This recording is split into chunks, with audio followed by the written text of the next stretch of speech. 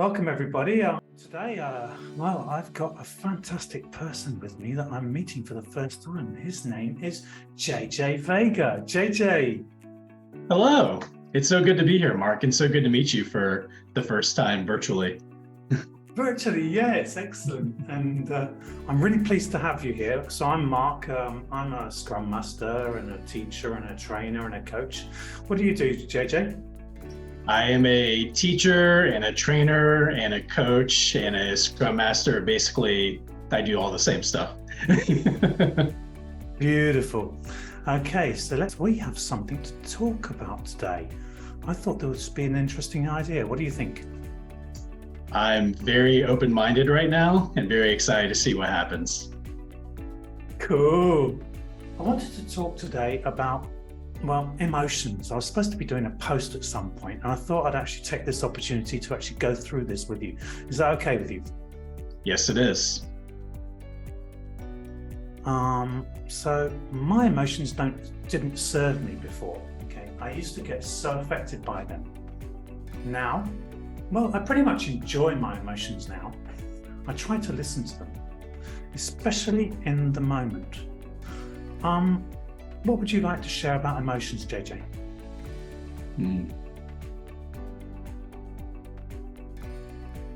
In my experience, in my journey, I've gone from resisting some emotions or resisting most of my emotions and engaging in activities to avoid and suppress emotions to trying to have a more accepting and aware relationship with my emotions and to see them as signals or messengers that I can pay attention to and learn from.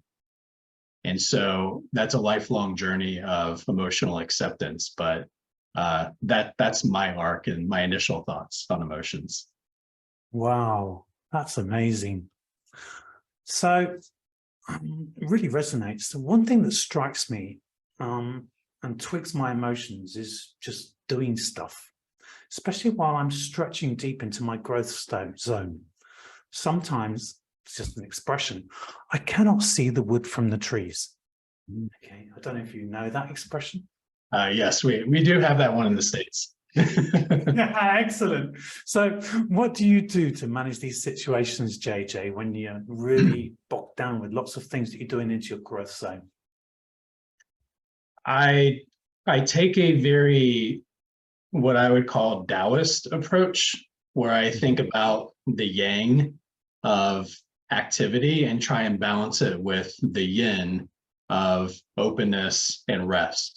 So if I'm stretching deep into my growth zone, I try to make sure that there are times that I've scheduled that are complementary rest times, times to be, times to abide, and times to digest the experiences that I'm having. I think of it like going to the gym and working out really hard to try and, grow those big muscles, but the growth is actually happening in the recovery. So if I'm in the muck of it, kind of really having a lot of stuff come up as I'm working, I try to make sure there's that complementary rest and integration time. Wow, that's really, really interesting, actually. Maybe I should be doing a lot more of that. There's a lot of things that I'm taking away from here. Thank you for that. So I feel that emotions often slow me down. They generate cognitive load and take over what I should be doing. So I think you pretty much actually said about how you manage this. Is there anything that you want to actually add to that? Yes.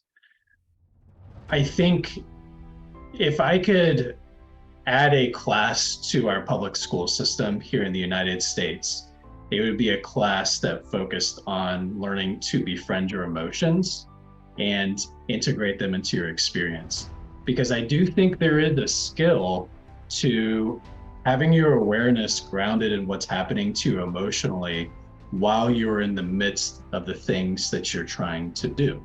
And so often when we have the experiences of emotions slowing us down, it's because we haven't developed the skill of being aware of those emotions and experiencing those emotions in the midst of the things we're trying to do. So I think there's an awareness component that's very important as you're trying to mature in whatever you're working on. Yeah, cool. I like that.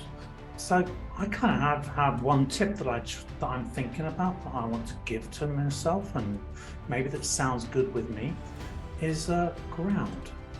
Maybe grounding myself in the moment, sometimes grounding myself before the moment, maybe also as quick as possible after the moment. This is when the emotions kick in, you know what I mean? Mm-hmm. What tips would you add to that? I think number one, I love the idea of ground. It's like if we think of emotions as energy in motion and experience of energies in our body, then we could almost think of ourselves as a wire. And if we feel like those emotions are overwhelming or powerful or hard, it's because we're not grounded. So there's a really cool metaphor there that I think is a powerful thing to work with. I think if I were to give someone one tip to learn how to ground and to learn how to deal with tough emotions in the moment, it would be to become really good friends with your breath.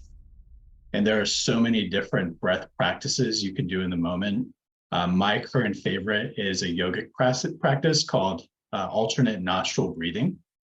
And that is it's a really grounding practice because it's physical, because you put your hands on your face, on your nose as you're breathing, as you engage in that pattern, and it helps ground you in the present, ground you in your body, put your awareness on different sensations and experiences, and just have an experience of those emotions as they move through you. So if I could give one tip, it would be learn a really good and easy breathwork practice like alternate nostril breathing. Breathing. I wrote reading. Yeah, I like that. Let me change that. Breathing. That's really awesome. That's some new stuff for me. Thank you for that. Of course. So this is where I was going with this myself, because this is not on the same thing at the moment, what you're sharing. This is where I was going. I had some thoughts about exploring the word ground, and I'm thinking, well, maybe to lead. I could be leading a group, but this is not about that situation. This is about me. Maybe I should be leading myself more. Maybe I need to create some more boundaries. Maybe I need to give myself some more space. Maybe I need to be more curious about my behaviors. Maybe I need to have more trust in myself. JJ, what advice would you give here?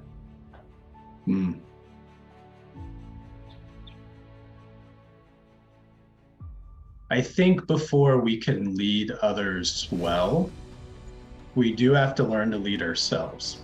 There is a challenge with that, and I think it's some of the baggage and pre-existing notions that we have around the word lead. Some of us may think of lead and think in our minds and have experiences that come up from our past of command and control. And so when I think of leading myself, I try to almost imagine myself in a nurturing stance with me, the me that I'm trying to nurture as a child. Like, how would I treat myself as a child right now? I'm trying to create boundaries, give autonomy, be curious, have an environment of trust. How would I treat a child in those stances? And even the stance and the behaviors that come up become very different with that mindset shift. So I almost think, look at yourself as if you're the child you're trying to create a safe environment for as you grow and ground, and see what comes up for you from that stance.